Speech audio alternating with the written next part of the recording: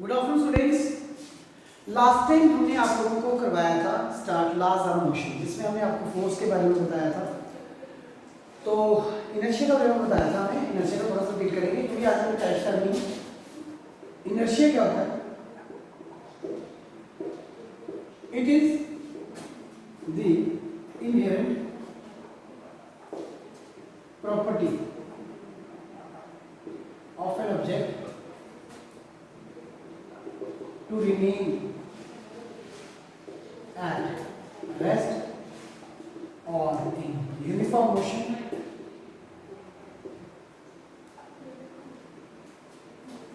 unless acted upon by some external force। अगर कोई body rest में है रेस्ट में रहेगी, मोशन में तो मोशन में, जब तक वो बाहर से फोर्स नहीं लगेगी। अब एक्चुअली में इसके टाइप्स देखिए। पहला है इनर्शिया ऑफ रेस्ट, दूसरा है इनर्शिया ऑफ मोशन, तीसरा है इनर्शिया ऑफ डायरेक्शन।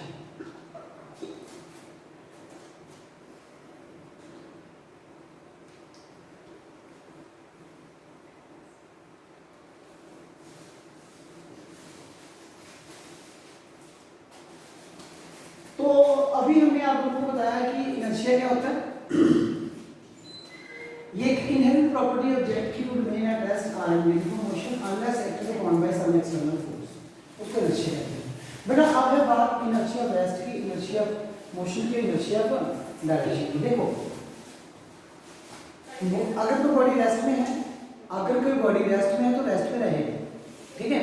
अगर कोई बॉडी रेस्ट में है तो रेस्ट में रहेगी कब तक? जब तक कोई बाहर से एक्सटर्नल फोर्स लगती है, तो उसको हम इनर्शिया ऑफ रेस्ट कहते हैं। जैसे फॉर एग्जांपल क्या होता है, आप लोगों के घर में ब्लैंकेट होता है ना, तो ब्लैंकेट को जब भी हम करते हैं उसको रोजाना तो धोते नहीं, जब उसको पकड़ेंगे तो बीट करेंगे बस, ठीक। तो ब्लैंकेट क्या होगा? मोशन में आ जाएगा और 10 पार्टिकल्स क्या हो जाएंगे? फॉल ऑफ होना शुरू हो जाएंगे। तो कहने का मतलब 10 पार्टिकल किसमें थे?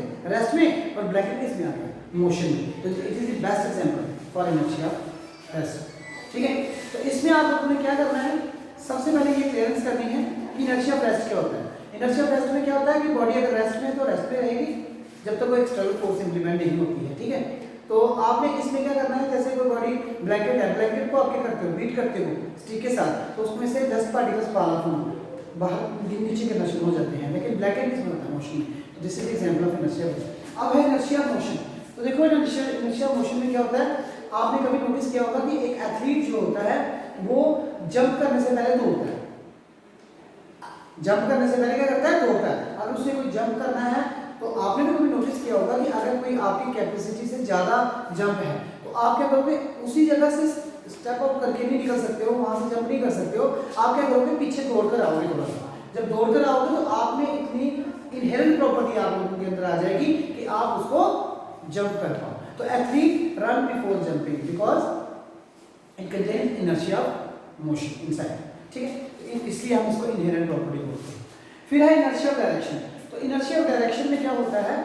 इनर्शिया ऑफ डायरेक्शन में क्या होता है, आपने हमेशा याद रखना है। इनर्शिया ऑफ डायरेक्शन में क्या होता है कि आप लोगों ने कभी नोटिस किया होगा ग्राइंडिंग स्टोन होता है। ग्राइंडिंग स्टोन में से जो स्पार्क निकलते हैं ना, आप लोगों ने देखा होगा कि जैसे ग्राइंडिंग स्टोन द सेंस की, जैसे आप लोगों ने सीजर्स, आपने जो भी नाइफ्स, उनको क्या करते हैं, उनको उनकी शार्पनेस को इंक्रीज करते हैं। तो जब भी हम ग्राइंडिंग स्टोन पे जब वो मूव कर रहा है उसके ऊपर टच करेंगे तो what will happen? Sparks will coming out tangential to the surface.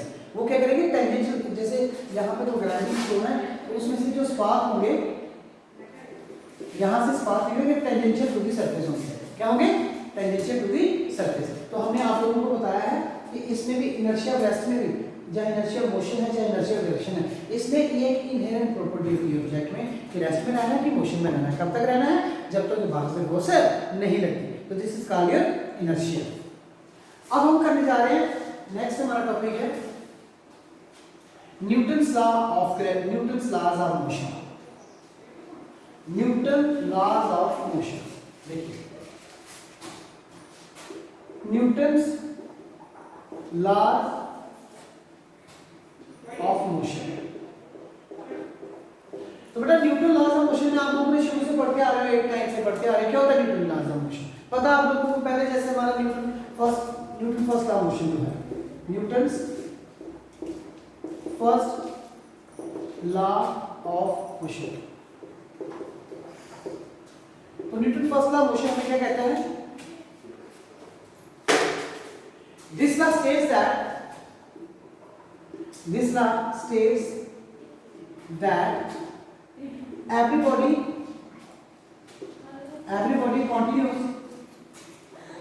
continues in a state of rest or state of rest or uniform motion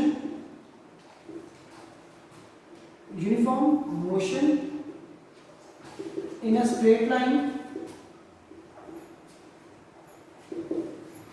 unless compelled by some external force.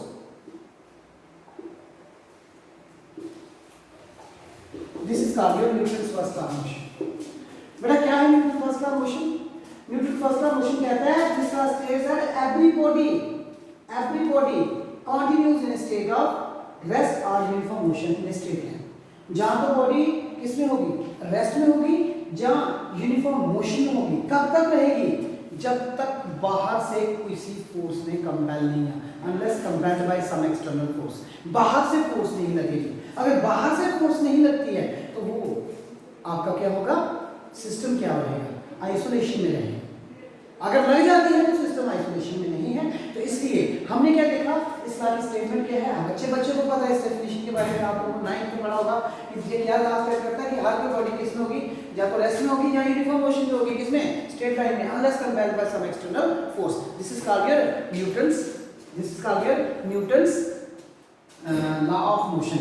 अब बेटा देखो Newton law is the law of inertia. देखो अब हम आपको next इसमें क्या बताना चाहेंगे, एक बात मैं आपको और भी क्लियर कर देता हूं, इसमें और लॉ ऑफ इनर्शिया में कोई ज्यादा डिफरेंस नहीं है। तो Newton law is the law of inertia because everybody, उसमें क्या था? इनहेरेंट प्रॉपर्टी थी किसी ऑब्जेक्ट की टू रिमेन एट रेस्ट और इन यूनिफॉर्म मोशन। तो इसमें क्या है? यहां पे तो बॉडी किसमें है? रेस्ट में है या यूनिफॉर्म मोशन में है, स्ट्रेट लाइन में, जब तक कोई बाहर से फोर्स इंप्लीमेंट नहीं होती। तो इसका हम कह सकते हैं, इसलिए हम यहां पे ये भी कह सकते हैं Newton law is the law of inertia. तो ये था हमारा आज का lecture on the basis of Newton laws of motion. Thank you very much.